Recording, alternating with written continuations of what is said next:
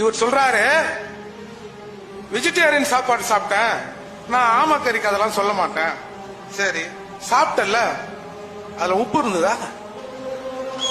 நீ பிரபாகரனோடு சாப்பிட்ட உணவில் உப்பு இருந்ததா? அந்த சுவையை பாத்தியா? அப்படி பார்த்திருந்தீனா பிரபாகரனை பார்த்துட்டு நீ எப்படி ராஜபக்சேவை பார்த்த? எப்படி பிரபாகரனையும் பார்த்த, ராஜபக்சேவும் பார்த்த? ஓ, உப்பு போட்டு திங்கிற பொழுது அதனாலதான் பிரபாகரனுக்கு துரோகம் பண்ணியும் ஈழத்தமிழர் அழியணும்னு நினைச்சியோ?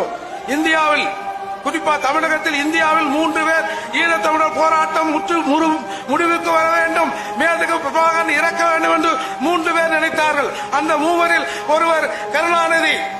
மத்த 2 பேர் யாரா? இன்னமும் தேடுறான். அவனா இருப்பானா அப்படின்னு இன்னமும் தேடிக்கொண்டிருக்கிறோம். அதையெல்லாம் போய் முதல்ல தேடுங்கடா. அதை விட்டுட்டு துரோகி கூட இருந்து கொண்டு இந்த மாதிரி இனத்திற்காக வேலை செய்யறவங்க இப்பெல்லாம் வந்து நிக்காதீங்க.